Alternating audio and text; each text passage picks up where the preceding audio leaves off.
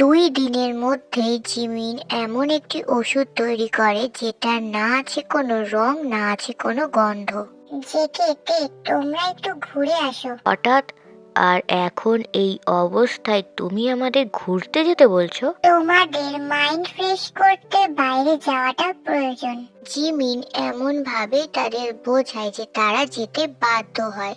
সুগা অনেক আগে অফিসে চলে গেছে, এখন বাড়ি পুরো ফাঁকা। এই সুযোগে জিমিন হবিকে ফোন করে বলে সে দরকারি কিছু কথা বলবে, তাড়াতাড়ি যেন এই বাড়িতে আসে।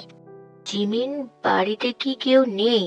আর কি এমন কথা বলবে যার জন্য এত তাড়াতাড়ি আসতে বললে? মিস্টার জেহব, আগে ব্রেকফাস্টটা করে নিন, কিছু তো খাওয়া হয়নি এখন আপনার। জিমিন আমাকে আপনি বলে সম্বোধন করছে, এটা কি সত্যি স্বাভাবিক? আমি কি বেশি ভাবছি? না না, আমাকে হসপিটালে যেতে হবে, অনেক পেশেন্ট অপেক্ষা করছে। খিদে পেটে কাজ করলে কি কি হয়, আপনি একজন ডাক্তার, এই বিষয়ে আপনি ভালোই জানবেন। হবি এবার আর কিছু বলতে পারে না। খিদে পেটে কাজ করাটা ঠিক না, এতে শরীরে নানা ধরনের সমস্যা হতে পারে। সে একজন ডক্টর, সবটা জেনেও অনিয়ম কিভাবে করবে? ঠিক আছে, তবে আমি বেশি কিছু খেতে পারবো না। এবার বলো তো, কি এমন দরকারি কথা আছে তোমার? আর বাকিরা সবাই কোথায়? জেকে আর তে ঘুরতে বেরিয়েছে, আর সুগা অফিসে। এই পরিস্থিতিতে যে কে ঘুরতে বেরিয়েছে?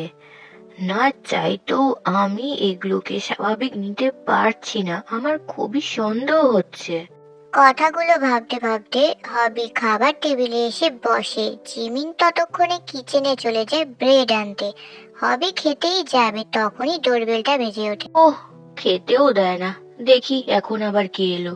হবি যেই দরজাটা খোলে তখনই তার মনে লা লা লা লা লা আহা হা হা হা শুরু হয়ে যায়। কে তুমি নারী, যার জন্য আমার বুকে বাজছে তান পোড়া? হ্যালো মিস্টার, খাম্বার মতো দাঁড়িয়ে আছেন কেন? সরেন, ভিতরে যাব। হবি তাও সরল না, সে তো এখন একটি ঘোরের মধ্যে আছে। যখন তার খালি পেট দেখে উঠল তখন সে হুঁশে ফিরে আসে, তবে সামনে তাকাতে দেখে মেয়েটি উধাও।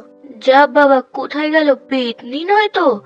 পেতনি যদি এত সুন্দরী হয়, শেষে আমি কিনা এক পেতনির প্রেমে পড়লাম। বলতে বলতে দরজা বন্ধ করে হবি আবার নিজের জায়গায় এসে বসে। অন্যদিকে আয়ু জিমিনকে ব্রেডে কিছু একটা মেশাতে দেখে ফেলে। রোবট জিমিন ব্রেডে কি যেন একটা মেশালো। কি মেশালো? টেবিলে রাখা খাবারগুলোতে আবার কিছু মেশানো নেই তো? বলেই আয়ু ছুটে যায় ডাইনিং টেবিলের দিকে। খাবেন না? আয়ুর আসতে দেরি হয়ে যায়, কারণ হবি অনেক আগেই খেতে শুরু করে দিয়েছে। সে আর কিছুই বলতে পারলো না, কারণ ইতিমধ্যেই জিমিন সেখানে চলে এসেছে। মিস্টার জেহব, এই নিন। রেড, এটারই তো অভাব বোধ করছিলাম। খাবারগুলো অনেক ভালো হয়েছে জিমিন। খাবারগুলোতে বোধহয় কিছু মেশানো নেই, তবে তখনই আয়ুর মনে পড়ে জিমিন ব্রেডে কিছু একটা মিশিয়েছিল। ও মা গো! হ্যাঁ, এ কি কি হয়েছে আপনার? ব্যথা করছে। কোথায়? পেটে। ও মা গো! আমি স্ক্যান করে দেখছি। না! ও মা গো! আমাকে হসপিটালে নিয়ে যান। আমি পারছি না। আমাকে হসপিটালে নিয়ে যান। আয়ুর এমন অবস্থা দেখে হবি আর দেরি করে না, তাকে কোলে তুলে নিয়ে বাড়ি থেকে বেরিয়ে যায়। অন্যদিকে ড্যাম ইট, আমার পরিকল্পনা এইভাবে নষ্ট হতে পারে না। আমার পথে যে বাধা সৃষ্টি করবে তাকে এই পৃথিবীর মায়া ত্যাগ করতে হবে, হোক সেটা আমার মেয়ে। জিমিন, সমস্ত প্রমাণ নষ্ট করে ফেলো, কেউ যেন কিছু বুঝতে না পারে। মিস্টার পার্ক, আয়ু আপনার মেয়ে, তার ক্ষতি আপনি কিভাবে করবেন? এখন তুমি আমাকে শেখাবে আমি কি করব না করব। 2 পয়সার রোবট, আমি সবার আগে নিজের দিকটা দেখি। আমার যেখানে লাভ হবে আমি সেটাই করি, হোক সেটা খারাপ কিছু। আয়ু ওর মায়ের ভুলের জন্য এই পৃথিবীতে এসেছে। বলেছিলাম আমার কোনো বাচ্চা চাই না, নষ্ট করে ফেলো, কিন্তু করলো না। আয়ুকে জন্ম দিতে গিয়ে ও মারা গেল। তাতে আমার কোনো দুঃখ হয়নি, যেটা হয়েছে ভালোই হয়েছে। তবে আগে যদি জানতাম এই মেয়ে আমার পথে বাধা সৃষ্টি করবে, তবে যাও, যে কাজটা করতে বলেছি সেটা করো। আরে নামান, নামান বলছি। হ্যাঁ, একটু আগে তুমি অসুস্থ বোধ করছিলে, আর এখন? সবটাই নাটক ছিল, আপনাকে বাঁচাতে নাটক করছিলাম বলেই আয়ু হবিকে সবটা খুলে বলে। আমারও সন্দেহ হয়েছিল। এখন আমি নিশ্চিত জিমিনের সাথে কিছু একটা করা হয়েছে। আমাকে জিগিকে এই বিষয়ে জানাতে হবে। তারা দুজনেই টেকুকে খুঁজতে বেরিয়ে পড়ে এবং পেয়েও যায়। রাস্তার এক পাশে দাঁড়িয়েতে ফুচকা খাচ্ছে আর জেগে দাঁড়িয়ে দাঁড়িয়েতে খাওয়া দেখছে। হ্যাঁ জেগে, কিরে তুই না বাইরের খাবার পছন্দ করতিস না? এখনো করি না তো। একটু আগেই দেখলাম এর হাতে ফুচকা খাচ্ছিস, সেটা কি ছিল? হ্যাঁ তার আগে তুই বলতো, তুই এখানে কি করছিস আয়ুকে সাথে নিয়ে? কি ব্যাপার? ভাইয়া, তুমি যেমনটা ভাবছো সেমনটা নয়। আসলে নকরে আমি তোকে বলছি, এদিকে একটু আয় তো। হবি চোখের ইশারাতে আয়ুকে কিছু বলতে না করে। কি রে, কি হয়েছে? তোকে এত চিন্তিত দেখাচ্ছে কেন? বুগামের বিরুদ্ধে প্রমাণ স্বরূপ একটি চিপ তোকে দিয়েছিলাম। হ্যাঁ, চিপ? কি বলছিস এইসব? আমি তো কোনো চিপ পাইনি। জানতাম এটাই হবে। আমার সন্দেহ তবে ঠিকই ছিল। এই হবি, কোথায় হারিয়ে গেলি? আর কোন চিপের কথা বলছিলিস? বোগামের বিরুদ্ধে প্রমাণ স্বরূপ একটি চিপ আমি পেয়েছি। কাজের ব্যস্ততার মাঝে তোকে দিতেই ভুলে গেছি। এখন তো আমার কাছে নেই, আমি পরে তোকে দিয়ে আসবো। কি রে বেষ্টু, হবি ভাইয়ার সাথে হ্যাঁ সামথিং সামথিং কি সব বলছিস? আমি আরে বলদটার সাথে? তুই কি আর কাউকে পেলি না? থাক থাক, তোমাকে আর অভিনয় করতে হবে না মা। ওই বলদটার প্রেমে একদিন তুমি পা পিছলে পড়বা, এই টেপ বলে দিল। আয়ু একটু মুচকি হাসে এবং আর চোখে হবিকে দেখে। আয়ু আঙ্কেল কোথায়? কেমন আছেন উনি? এই সময় যেখানে থাকার অফিসেই আছে। কিন্তু হঠাৎ আমার বাবার খোঁজ করছিস কেন? সেমন কিছুই না, আঙ্কেলের সাথে তো অনেকদিন দেখা হয় না, তাই। মিথ্যে বলতে তুই পারিস না, যখনই বলিস এভাবে তুতলে যাস। সত্যি করে বলতে কি হয়েছে? আমার বাবা কি কিছু করেছে? সেটা আমি আবার কখন বললাম? তুই তো জানিস আমি আমার বাবাকে যতটা ভালোবাসি তার সামান্যটুকু সে বাসে না। আমি তো তাদের ভুলছিলাম। চুপ, তোকে বলেছি না ওইসব কথা একদম বলবি না। চল ফুচকা খাবো। বেশ, খেতে ফুচকাটা। আচ্ছা তুই জাঙ্কুক ভাইয়ার বোনের কোনো খোঁজ পেয়েছিস? সুগা ভাইয়া ঠিকানা দিয়েছে, কাল সকালে সেখানে যাব। জিমিনের তো কিছুই মনে নেই, জানি না কিভাবে তার স্মৃতি ফেরাবো। তোর ওই বলদ ভাইয়া কি যেন নাম, যে হোক আসার সময় কিভাবে নিজের পরিচয় দিয়েছিল জানিস? আমি যে হোক, আমি একজন ডাক্তার। মনে হচ্ছিল কোনো 5 বছর বয়সের একটি বাচ্চা আমাকে তার পরিচয় দিচ্ছে। এইভাবে বলিস না আয়ু, আমার ভাইয়াটা অনেক ভালো। তা তোর ওই ভাইয়াকে জিমিনের কেসটা নিতে বল। আরে ভাইয়া তো এই বিষয়ে ডাক্তার নয়, তবু আমি একটু কথা বলে দেখবো, যদি সে কোনো সাহায্য করতে পারে। এই তোমাদের হলো, এবার চলো, দেরি হয়ে যাচ্ছে তো। আয়ু, তুমি হবির সাথে যাও, ও তোমাকে বাড়িতে ড্রপ করে দেবে। চলুন মিস চারুলতা। কে চারুলতা? আমি আয়ু। কিন্তু আমি তো তোমাকে চারুলতা বলেই ডাকবো, আমার চারুলতা। আয়ু বেশ লজ্জা পায় আর তা দেখে হবে মুচকি হাসে।